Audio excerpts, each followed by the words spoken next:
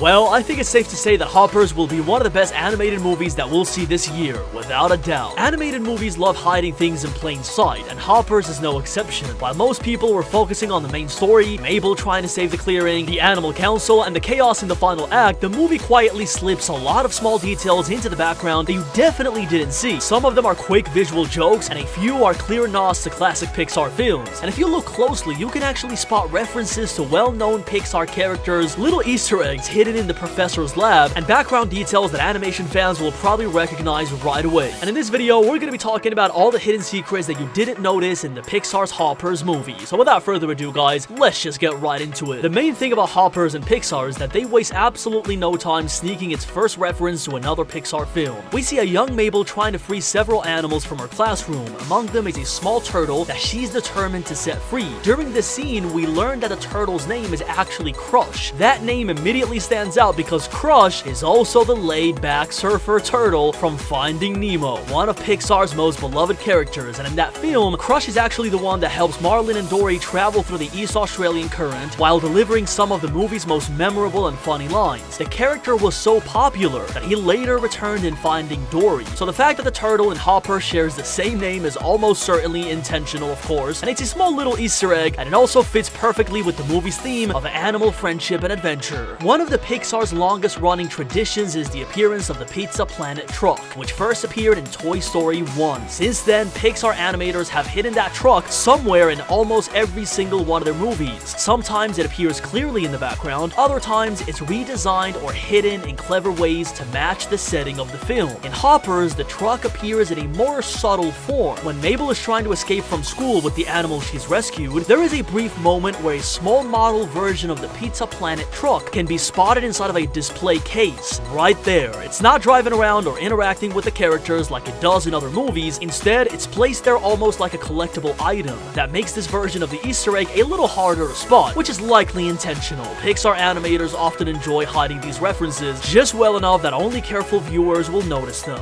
The biggest cluster of Easter eggs in Hoppers appears near the end of the film in Dr. Sam's lab. After Hopper's program is shut down, the movie briefly shows a chalkboard filled with ideas of other inventions she might work on in the future, and this board is packed with references to other Pixar movies, so let's take a look. The first one we see is Dog's Talking Collar. One of the most obvious drawings on the board shows a dog collar that translates barking into speech. This is clearly a reference to the technology worn by Doug in Up, and the idea is even labeled as Idea 113, which is another reference to A113. The other Pixar Easter egg we see is WALL-E. Another concept labeled as Idea 8 shows a small robot designed to clean up trash. The design is supposed to be a resemblance, but it's not a resemblance, it's just a drawing of WALL-E in the chalkboard. There is even a robot nearby that somewhat resembles Eve, suggesting the chalkboard might represent early versions of technologies that have appeared in other Pixar films. Then we see Socks from Lightyear.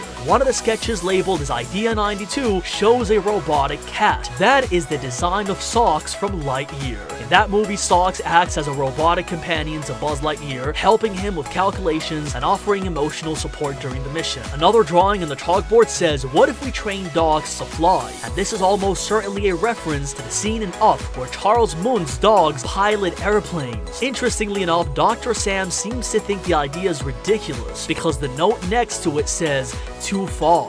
Another concept on the board shows a human brain connected to a car. This could be a subtle reference to Cars, where the entire world is populated by sentient vehicles. If taken seriously, this idea could even imply that Dr. Sam's technology might eventually lead to something like the world seen in Cars. And finally, another idea on the chalkboard asks whether vocal sounds can be converted into energy. And that concept is exactly what powers the city of none other than Monsters Inc., where monsters generate electricity from children's screams. Whether this is just a fun Easter egg or a deeper connection between the films, it's another clever reference hidden in the background. And by the way, this scene in Pixar might be the single most cluttered scene with Pixar Easter eggs in the whole of the Pixar universe. Before Mabel enters a robotic beaver body and begins her adventure in the animal world, the movie briefly shows her phone, and it turns out the case is covered with references. One of the designs of the case is a Wilderness Explorer's badge, the same scouting organization that Russell belongs to in Up. In that movie, Russell spends most of the story trying to earn badges by helping people people and learning new skills. Seeing that badge on Mabel's phone not only brings incredible nostalgia, but it also suggests that she shares the same similar spirit that the guy did in Up. She wants to help animals and protect nature. The second reference of the phone case is one of the iconic three-eyed green aliens from the Toy Story series. These little aliens became some of the most recognizable side characters in the franchise thanks to their obsession with the claw. Their appearance on Mabel's phone is a fun visual joke and another reminder of Pixar's habit of referencing past films in their movies. One interesting Easter egg in Hoppers actually comes from the film's director rather than Pixar itself. Before directing the movie, Daniel Chong created the animated series We Bare Bears, which aired on Cartoon Network for 3 seasons. Chong confirmed that the main characters from the show, Grizz, Panda, and Ice Bear,